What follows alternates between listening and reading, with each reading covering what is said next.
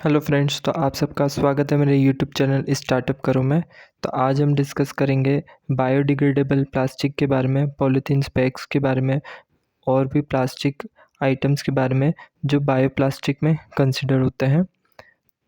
तो हम क्या क्या जानने वाले हैं उसको समझ लेते हैं। बायोडिग्रेडेबल प्लास्टिक क्या होता है, इसमें किस तरह का बिज़नेस मॉडल काम कर रहा है, मार्केटिंग रेवेन्यू, हमारी इनकम, हमारा investment, machines, infrastructure, government support, सब के बारे में हम जानेंगे। सबसे पहले हम समझ लेते हैं बायोप्लास्टिक क्या होता है। सिमिलर ही होता है प्लास्टिक बैग्स और प्लास्टिक आइटम्स की तरह ही रहेगा, पर ये इसकी एक खासियत होती है कि कुछ टाइम बाद डिकम्पोज हो जाता है अपने आप ही। तो इको फ्रेंडली है, एनवायरनमेंट फ्रेंडली है और यूज़ हम उसी तरह से कर सकते हैं जैसे हम सिमिलर प्लास्टिक बैग्स जो अवेलेबल मार्केट में कर रहे हैं उसी तरह से इसको भी यूज़ कर सकते हैं। तो हम पहले ये समझ लेते हैं हमें कहाँ से शुरुआत करनी है। आपको एक चीज़ और बता देता हूँ, अभी मेजरली इंडिया में तो बायोप्लास्टिक जो बना रहे हैं वो स्टार्च से बना रहे हैं और स्टार्च भी कॉर्न का, जो मक्के से स्टार्च निकाला जाता है, उससे हम बायोप्लास्टिक बना रहे हैं।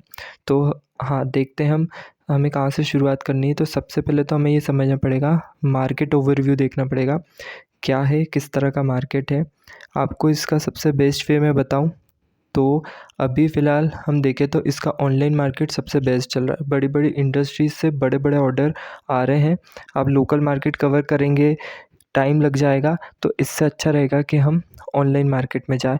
लोकल मार्केट में भी साथ में चलते जाएँगे, पर हम कोशिश करेंगे ऑनलाइन मार्केट को टारगेट करने में, क्योंकि यहाँ पे हम कोई ब्रांड्स या फिर कोई भी बड़ी इंडस्ट्री को टारगेट कर सकते हैं और बस उसके साथ टाई अप करके उसके क्लाइंट, वो हमारा क्लाइंट बन जाएगा और हम उनके साथ डील करेंगे।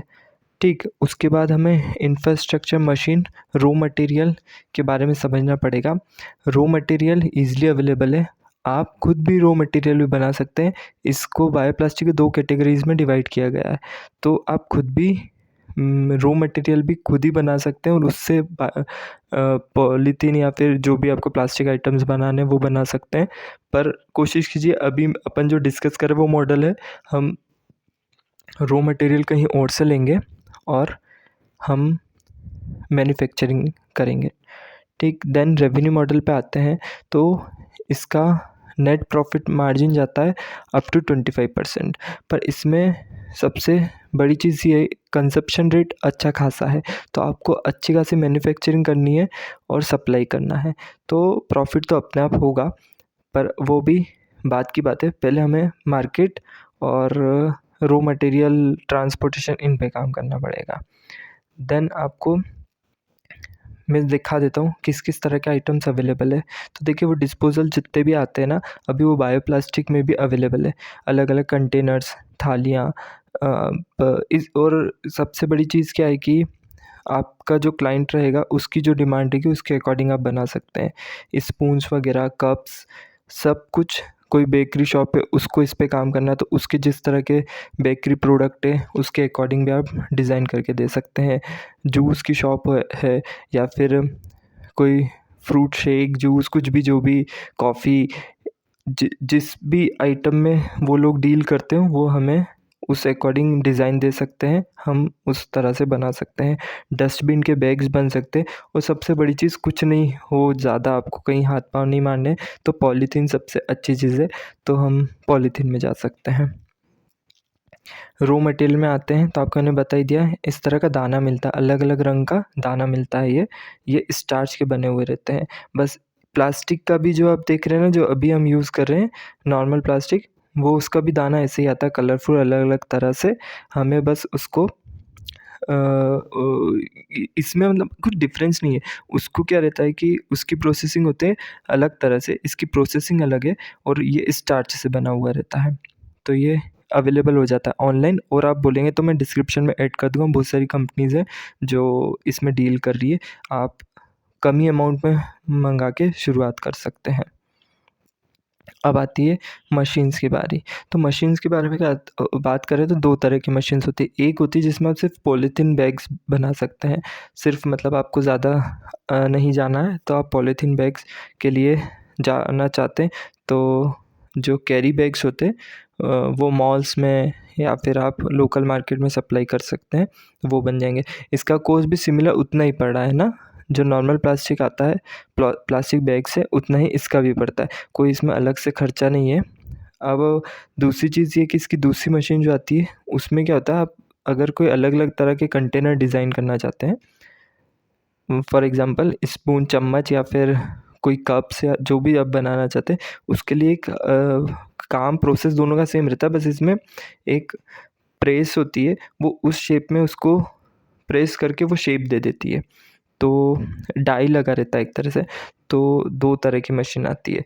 मशीन की कॉस्ट 5 लाख से कम ही है, इससे ज़्यादा नहीं जाने वाली है और आपकी कैपेसिटी पे डिपेंड करेगा। अभी हम छोटी शुरुआत कर रहे हैं, इन्वेस्टमेंट कम है, तो हम सिंपल मशीन में जा सकते हैं। इसके छोटे मॉडल भी अवेलेबल है। ये मैं बहुत बड़े मॉडल्स आपको दिखा रहा हूँ, छोटे मॉडल्स और 2 लाख तक में भी मिल जाते हैं। तो आपने रॉ मटेरियल जान लिया, रॉ मटेरियल के बारे में कहाँ से क्या मिलेगा वो मैं आपको बता दूंगा।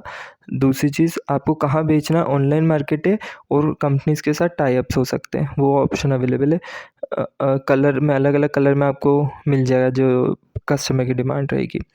उसके बाद हमने मशीन्स के बारे में जान लिया, आपको फिर बता देता हूँ मैं इंफ्रास्ट्रक्चर के बारे में।